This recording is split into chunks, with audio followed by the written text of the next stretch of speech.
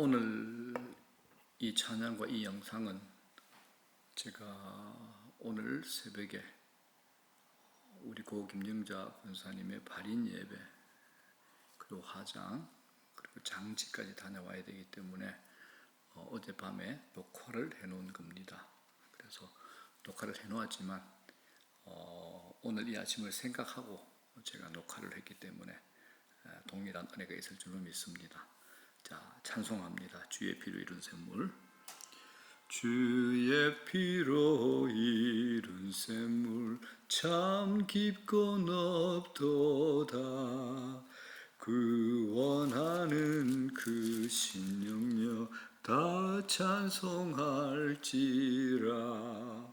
찬송하세 주의 보혈 그 샘에 지금 나아가 죄에 깊이 빠진 이 몸 그 피로 씻어 맑히네.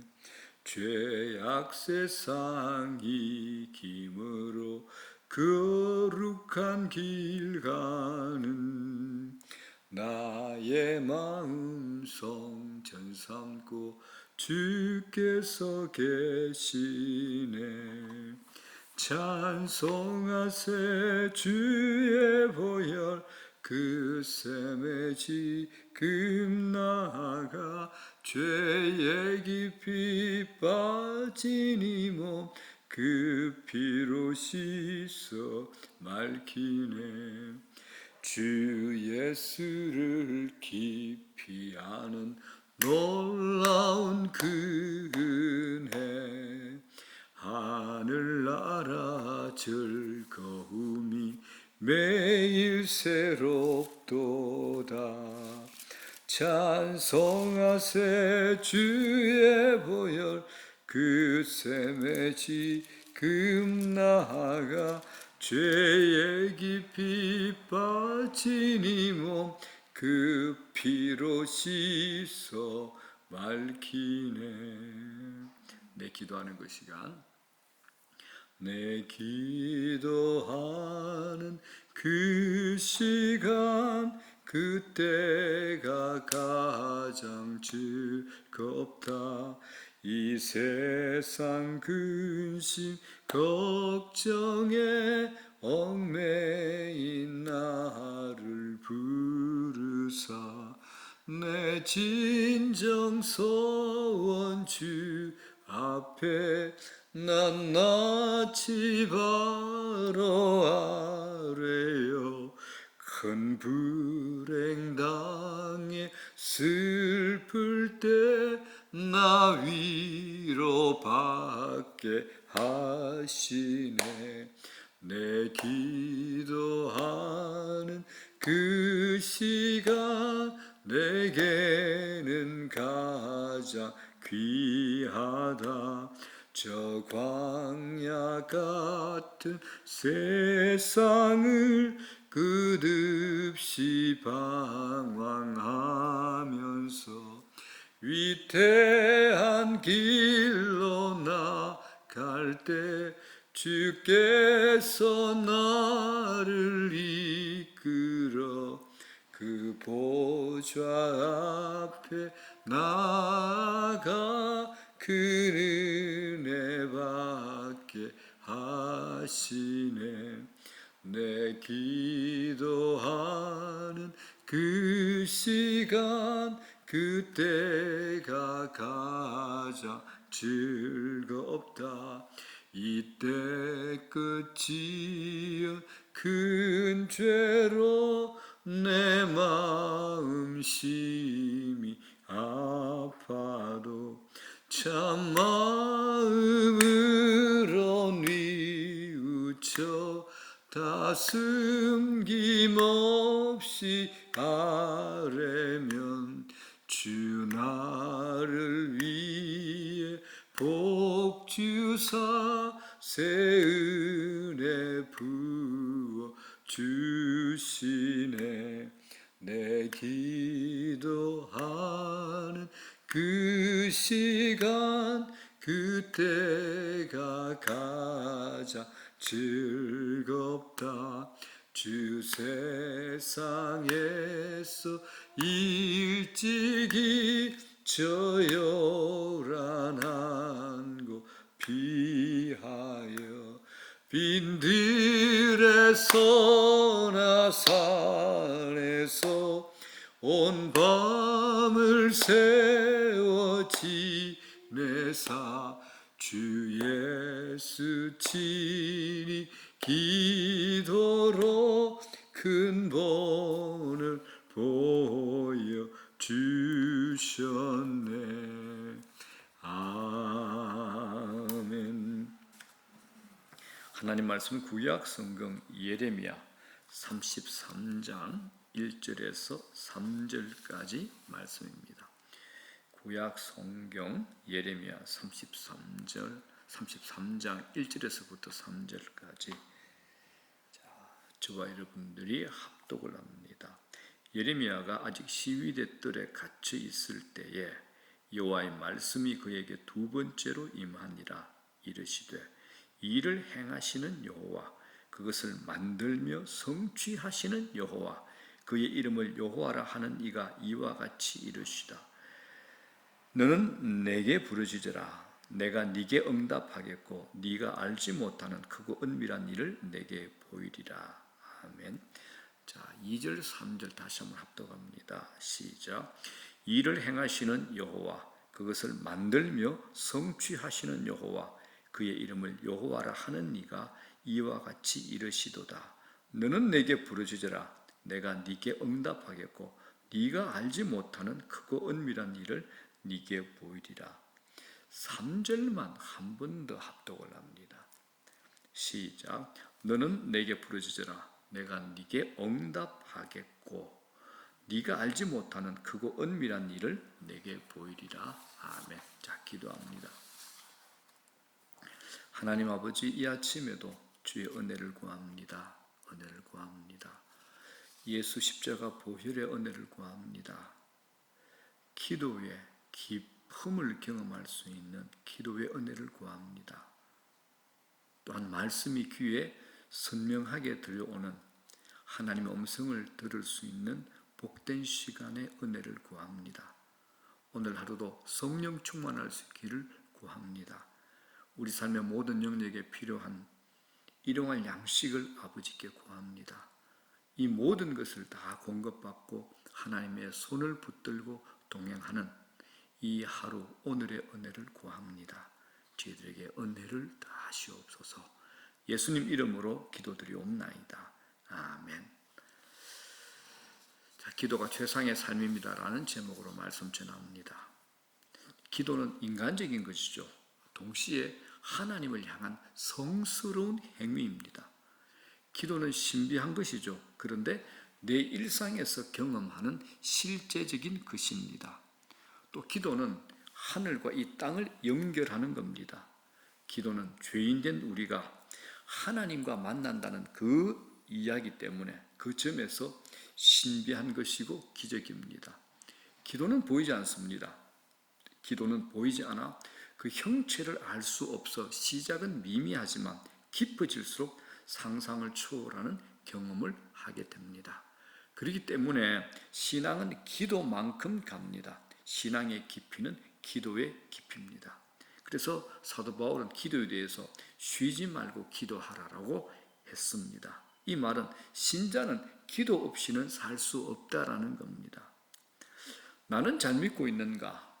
내가 신앙 생활을 잘하고 있는가? 그것을 판단할 수 있는 가장 좋은 기준은 내가 기도가 당기는가?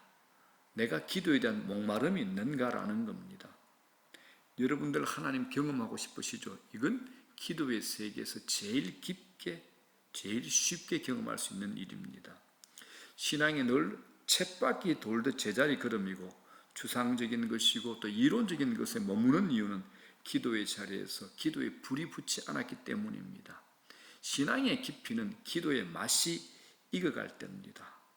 자, 오늘 본문 선지자 예레미야에게 임한 하나님의 말씀입니다. 예레미야 선지자는 참 불쌍한 선지자입니다.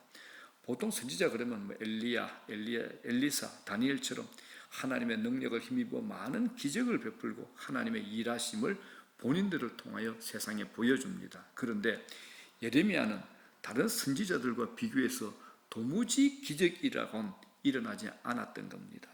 대신에 그는 늘 울었습니다. 그래서 예레미야를 눈물의 선지자라고 합니다. 이런 울보 선지자가 시위대 뜰에 갇힌 거예요. 자, 33장 1절 뭐라 그럽니까? 예레미야가 아직 시위대 뜰에 갇혔을 때에. 예레미야 선지자가 시위대 뜰에 갇혀 있습니다. 선지자가 갇혔다는 것은 하나님의 입을 막고 있다는 겁니다. 이 세상이 하나님의 입을 막고 있다는 겁니다. 하나님을 거부하고 하나님을 거역하는 그 시대의 영적 상황을 우리에게 보여주는 겁니다. 하나님은 예레미야가 선지자인데 그런 그가 아무것도 할 수 없을 때 그에게 찾아옵니다. 그래서 1절 뭐라 그럽니까? 예레미야가 아직 시위대 뜰에 갇혀 있을 때에 여호와의 말씀이 그에게 두 번째로 임하니라. 이게 이제 갇히다 또 임하다 이 단어가 이제 눈에 띄죠. 서로 어울리지 않는 단어입니다. 갇힌 건 모든 것이 막혀 있는 상황입니다. 그런데 거기에 하나님의 말씀이 임합니다. 인간적인 눈으로 보면 갇힌 상황이 답답해서 끝난 것 같지만 하나님 보시기에 그건 끝난 것이 아니라는 겁니다. 우리 삶에 닥친 상황이 사방에 막힌 것처럼 절망적이어도 하늘만 뚫리면 됩니다. 그러면 말씀이 임하게 되는 겁니다. 하나님의 말씀이 누구에게든지 임한다면 그건 소망이 있습니다. 하나님의 말씀이 그 가정에 임하면 소망이 있습니다. 하나님의 말씀이 내가 일하는 일터에 임하면 소망이 있습니다. 하나님의 말씀이 내가 속한 그 공동체에 임하면 소망이 있습니다. 자, 그래서 3절 보겠습니다. 하나님 뭐라 그러십니까? 다 같이 읽을게요. 시작. 너는 내게 부르시더라. 내가 네게 응답하겠고 네가 알지 못하는 크고 은밀한 일을 내게 보이리라. 이 말씀을 암송하셔야 돼요. 너는 내게 부르시더라. 내가 네게 응답하겠고 네가 알지 못하는 크고 개역 한글 성경에는 저는 이렇게 외우는데 그거 비밀한 데 있는데 개역 개정에는 은밀한로 바꿔놨는 뭐 똑같은 말입니다. 크고 은밀한 일을 네게 보이리라. 하나님께서 예레미야 선지자에게 뭐라고 말씀하십니까? 부르짖으라고 말씀하십니다. 우리가 이제 절대적인 한계에 부딪히면 부르짖게 되죠. 예레미야는 눈물의 선지자니까 우리가 기질로 분류하면 우울증 기질을 가진 사람일 겁니다. 매사에 심각하고 침통하고 쉽게 움츠러드는 사람인데 언제 나갈지도 모르는 어두운 감옥에 갇혔으니 더 침울할 겁니다. 사람이 오랫동안 문제가 해결되지 않으면 어느 순간 그 문제를 수용해 버리잖아요. 보통 이제 암 환자를 보게 되면 암에 걸렸다는 사실을 알았을 때 처음에 분노하잖아요. 그런데 시간이 흐를수록 할 수 없다. 그러면서 수용을 합니다. 예레미야도 아마 이런 수용 단계에 있었던 것 같습니다. 밖으로 나가리라는 소망을 포기해 버리고 무기력한 상태에 갇혀 있는 겁니다. 이럴 때 가장 무서운 게 뭐냐? 기도할 엄두조차 나지 않는 겁니다. 문제가 오래 지속되거나 해결될 가능성이 전혀 없어 보이면 기도할 엄두가 나지 않습니다. 그래서 우리가 억울한 상황에 짓눌린 마음을 걷어내려면 부르짖으셔야 됩니다. 내 안에 억울한 상황이 좀 지속되고 있어. 막 짓눌려 있어. 이럴 때는 부르짖는 기도하셔야 됩니다.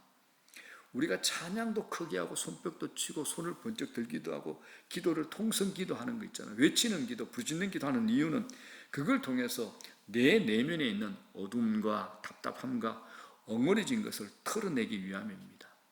그러면 감정이 순화가 됩니다. 자, 이 말씀 꼭 기억하셔야 됩니다. 우리가 왜 기도해야 되는가? 하나님께서 어떤 일을 시작하시기 전에 우리 마음에 기도하라는 마음을 주십니다. 우리 마음에 기도의 마음을 불러일으키시는 거죠. 어느 순간 갑자기 기도하고 싶다 이런 마음이 드신다면 그건 하나님이 하신 일입니다. 예레미야 선지자에게 기도하라고 하신 것은 암담한 이스라엘에 하나님께서 새 일을 하시기 위함입니다. 하나님은 우리로 하여금 먼저 기도하게 하신 뒤에 하나님의 일을 이루어 가십니다. 성경을 봐도 그렇고 근래에 일어난 모든 부흥의 역사를 봐도 그렇습니다. 기도는 하나님의 역사를 일으키는 출발점입니다. 그렇기 때문에 내 안에서 이상하게 기도가 일어난다. 이건 평범한 일이 아닙니다. 신비로운 일이죠. 하나님이 무엇인가 일을 시작하시려는 사인입니다. 우리 신자에게 가장 무섭고 절망적인 상태는 감옥에 갇혀 있는 게 아니라 기도가 중단된 상태입니다. 그렇기 때문에 너는 내게 부르짖으라, 이 말씀은 단순히 기도하라는 이 의미를 넘어서서 태도를 바꾸라는 요청입니다. 네가 소극적인 자세에서 적극적으로 내게 다가와라, 간절히 내게 다가와라, 온 마음을 다해서 내게 다가와라 라는 하나님의 요청이 되는 겁니다. 그렇다면 우리가 궁금한 게 있죠. 그렇게 내가 막 부르짖고 다가가면 어떤 일이 생길까? 오늘 예레미야서를 보겠습니다. 예레미야가 부르짖어서 응답받은 게 무엇일까요?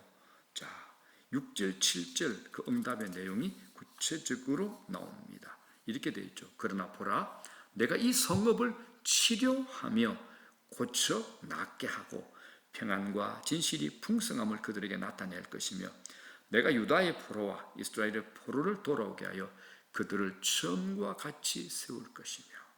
자, 7절 끝에 뭐라 그럽니까? 그들을 처음과 같이 세울 것이며 폐허가 된 이스라엘을 처음과 같이 영광스럽게 회복시키겠다는 약속입니다.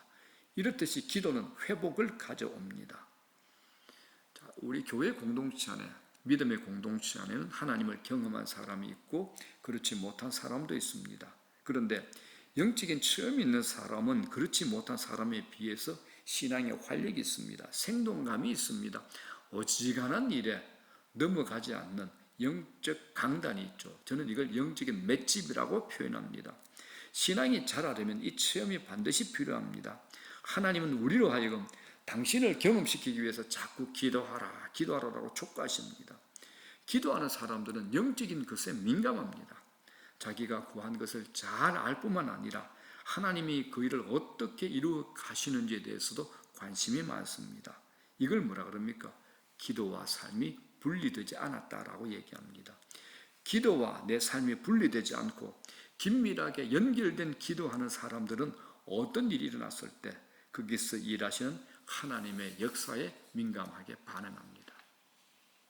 기도하지 않는 사람들에게 일어나는 사건과 사고는 우연히 일어난 일이고 하나님과 상관없는 일입니다. 그러나 기도하는 사람들에게는 우연한 것이 없습니다. 기도하면 반드시 일어나는 특징이 내 믿음이 강화된다는 겁니다. 그리고 믿음이 강화될수록 기도가 단단해지고 탄력성이 있고 범위가 넓어지고 깊어집니다. 그래서 기도는 뭡니까? 넓어지니까 비전입니다. 비전이 뭡니까?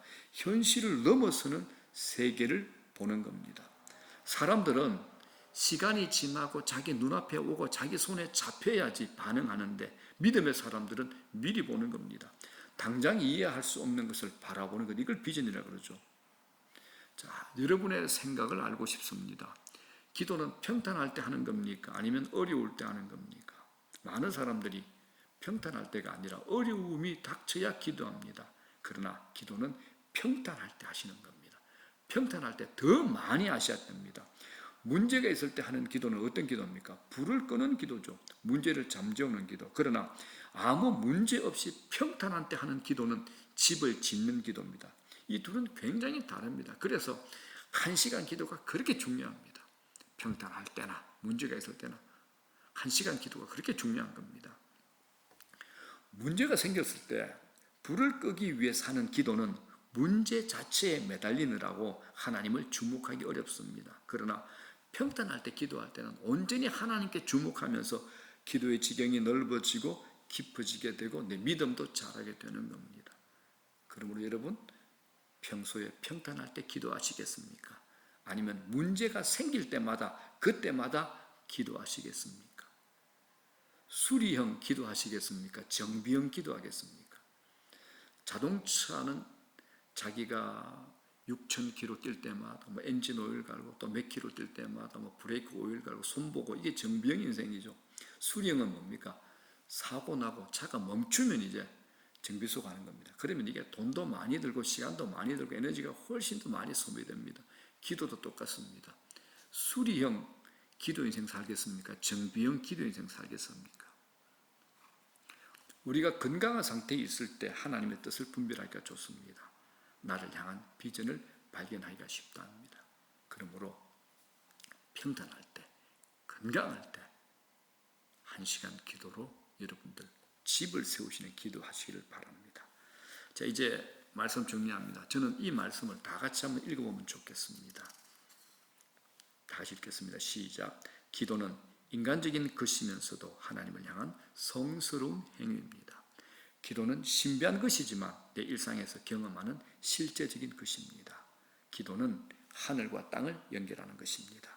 기도는 죄인이 하나님과 만난다는 점에서 신비이고 기적입니다. 기도는 보이지 않아 그 형체를 알 수 없어. 그 시작이 미미하지만 깊어질수록 상상을 초월하는 경험을 하게 됩니다. 신앙은 기도만큼 갑니다. 신앙의 깊이는 기도의 깊이입니다. 아멘. 그래서 바울의 기도에 대해서 쉬지 말고 기도하라고 우리에게 얘기하는 겁니다. 이 말은 신자는 기도 없이 살 수 없다라는 말입니다. 나는 잘 믿고 있는가, 신앙생활 잘하고 있는가, 그걸 판단할 수 있는 좋은 기준은 기도가 당기는가, 기도에 대한 목마름이 있는가라는 겁니다. 하나님을 경험하는 것, 이것도 기도의 세계에서 일어납니다. 기도하는 여러분, 1시간 기도하는 여러분, 그 이상 기도하는 여러분 되시기를 이 아침에도 축복합니다. 자, 주기도문으로 마치겠습니다. 하늘에 계신 우리 아버지, 이름이 거룩히 여김을 받으시오며 나라의 마옵시며 뜻이 하늘에서 이루어진 것 같이 땅에서도 이루어지이다. 오늘날 우리에게 일용할 양식을 주시옵고 우리가 우리에게 죄전자를 사하여 준 것 같이 우리 죄를 사하여 주시옵고 우리를 시험에 들지 말게 하옵시며 다만 악에서 구하시옵소서. 대개 나라와 권세와 영광이 아버지께 영원히 싸움나이다. 아멘. 자, 오늘 영상으로 또 함께 해주신 여러분들께 감사드립니다. 자, 오늘도 이 아침에도 기도의 자리가 복된 은혜의 성령 안에서의 기도의 자리 되시기를 축복합니다.